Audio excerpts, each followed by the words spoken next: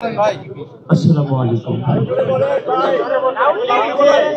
প্রিয় সাংবাদিক বৃন্দ, আসসালামু আলাইকুম।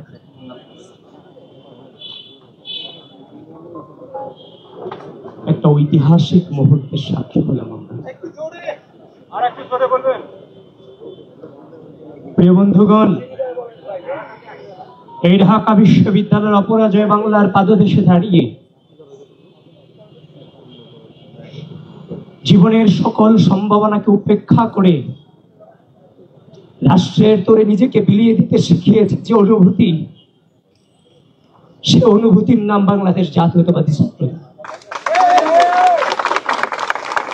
2016 সালে যখন বিশ্ববিদ্যালয়ে এসেছিলাম, যে রাজনৈতিক অপসংস্কৃতির সাক্ষী হয়েছি, সেখান থেকে পণ করেছিলাম আমি অত্যন্ত ক্ষুদ্র মানুষ।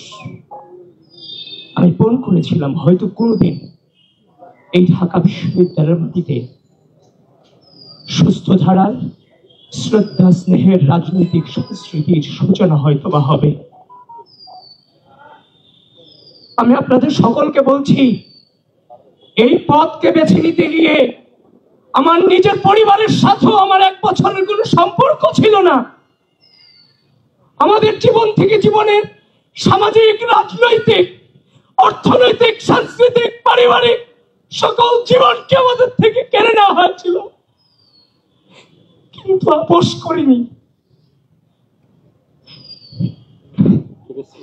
একটাই মনোবল ছিল, একদিন আমরা জিতবো।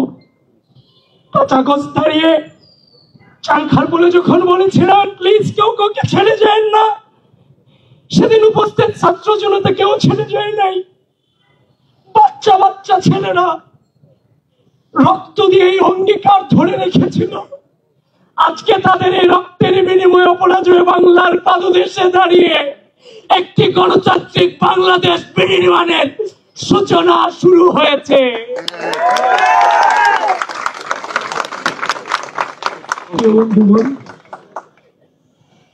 একটা চ্যালেঞ্জের মুখে আমরা 16 সাল থেকে বিশ্ববিদ্যালয়ে ভর্তি হওয়ার পর থেকে আজও পর্যন্ত চ্যালেঞ্জ ফেস করতে করতে আজকের এই জায়গাতে এসেছি। এটাও আমার জন্য অনেক বড় চ্যালেঞ্জ। আমি আনন্দিত নই, তবে চ্যালেঞ্জ মোকাবেলা করার জন্য মানসিকভাবে সর্বোচ্চ প্রস্তুত ইনশাআল্লাহ। এবং সেই চাংখার পোলের মতো বলছি, আমরা আবারও বিজয়ী হব ইনশাআল্লাহ। সকলে আমাদের পাশে থাকবেন। ধন্যবাদ প্রিয় সাংবাদিক বন্ধু, আপনাদের প্রতি কৃতজ্ঞতা জ্ঞাপন করছি।